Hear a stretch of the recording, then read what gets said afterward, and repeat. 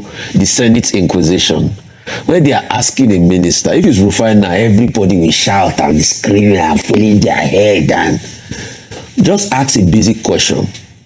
You take contract from Julius Berger, you gave it to this company. Justify why you gave it to this company. He said, come and inspect the project. You see the misnomer in the thinking. And some people are supporting him. All we are saying is contract integrity, following of due process. They say the company is doing generator. Come and justify. I thought he would have said no. The company has a track record. They've done this, they've done that, they've done this, they've done that. The bidding process was more competitive. And the bidding process was more competitive, and this is the way it went. He said, come and explain. You see, that's a clear case of Kilagbe. He deflected, started assaulting people. Then the next thing, when they try to prevail, we didn't play that part. The next thing, say, I'm a distinguished Nigerians. Don't use words at me. At a Senate that is doing oversight. But in the end, with all this oversight the Senate does, do we fish out anything? At least from that process, we hear that they are owing contractors about 2 trillion. So when I was telling the minister yesterday, you see, a lot of people just think Rufai just talk. Rufai talks because he loves this country too much.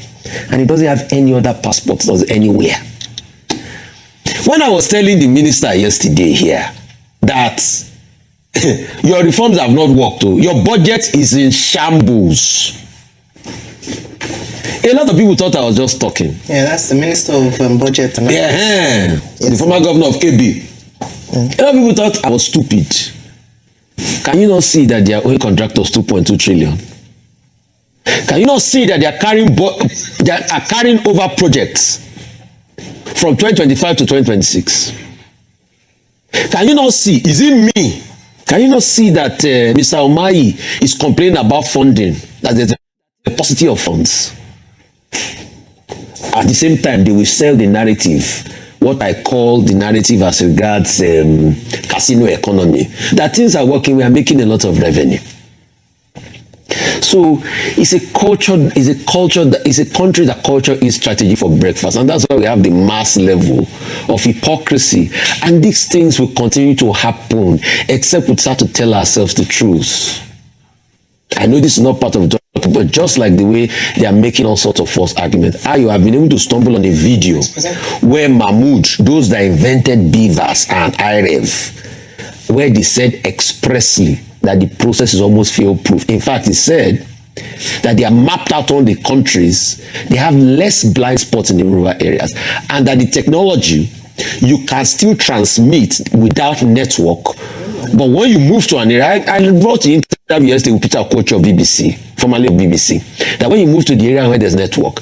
Today, in fact, I was speaking, before I got on there, I was speaking to technology experts, election technology experts, and they confirmed to me that what we should even be looking at now is the fidelity of the results by saying the location at which the transmission of the result is done must be stated, and it should be time-stamped rather than having conversation about real time. That's the extensive meeting I was having before I came on there. So all the argument of no network, you see, we've quashed and destroyed and make useless this argument. All right, thank you, Rufai. Now, yesterday was particularly a chaotic day.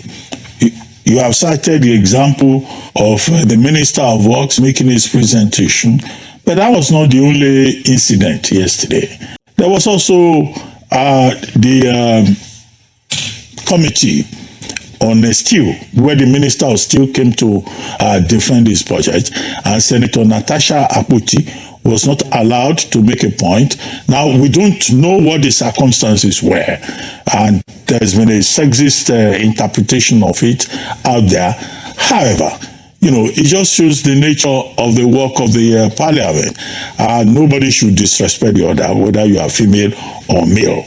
But those who are putting a sexist interpretation on Senator Akpoti's case, I've also seen now that also in the case of the Ministry of Works, the Committee on Works, you know, looking at the matter, the thing almost degenerated into fisticuffs with between Senator Umahi and also Senator Oshiomhole, and then Senator Nwabenyi, who was on this program yesterday, having a confrontation with Senator Rufai Anga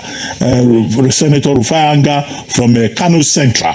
Now, okay, then you also had the Ministry of Women Affairs, the Committee on Women Affairs, where the Honorable Minister was saying, look, these NGOs are the problem with women affairs in the country, because they go and corner funding from development partners, and that the federal government should begin to look at these NGOs who corner money, because they don't account for the money and they don't synergize with the ministry. So, on the surface of it, it will be right to say that the Senate at work, just doing its work. However, whatever may have happened, it's not unusual. After all, this week, in the Turkish parliament, in fact, people came to blows in the Turkish parliament over the issue of disagreement about the justice minister taking out of office. They started beating each other up. We don't recommend that kind of Portuguese and Turkish behavior in our parliament. But two things from the various sessions that they had in the National Assembly that I would like to summarize very quickly is that one, North-South split. There is no unity between the north and south of Nigeria. This is the major subtext. Because you had Senator Nwabenyi, who is, I think, Deputy Chief Whip, saying that, oh, I'm senior to you in this parliament. I can take over your chairmanship of the position. And Senator Anga reminded him, who are you? I have more votes from you, more than you. I'm from Kano. Where are you from? Where is he from actually? Ebonyi. You see that back and forth. Even when you had Senator Umahi making his presentation, the major issue was about Abuja, Kaduna, Zaria route. And that's the subtext. That's one.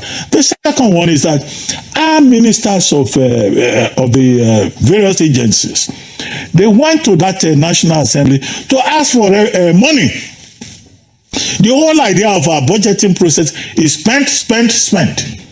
And Dr. Ayoteriba, who is a member of this family, I listened to him yesterday on TVC, and he was saying that we need to change the mental orientation around the budgeting process.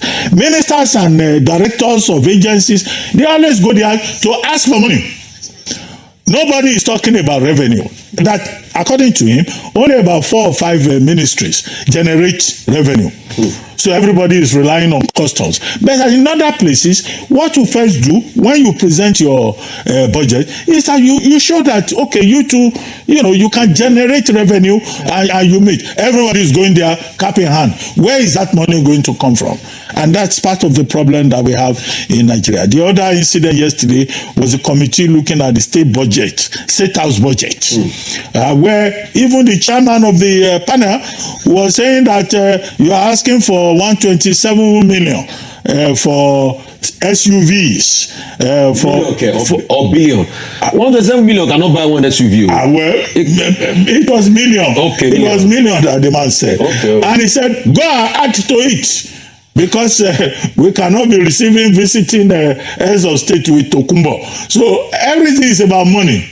So who is talking about productivity in this country? So the conversation, as Dr. Ayoteriba pointed out yesterday, and I listened to him, is in the wrong direction, and that's a major problem.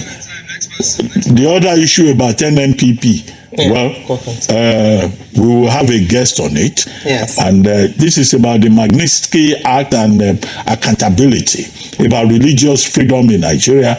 And you have Riley Moore, the rep from Virginia, right? Yes. And also the other representative, Chris Smith, who is from New Jersey, saying that in Nigeria there must be sanctions. And one of the persons named Senator Rabiu Musa Kwankwaso, Miyeti Allah, Kauta Hore, Miyeti Allah, the one that is known as Makban. Yeah. So these issues is just to remind us that all these subjects about U.S. bilateral relations, there are undercurrents, and how it plays out will be one of those issues that we'll have to deal with as we address the larger issue of insecurity in Nigeria. Talking about insecurity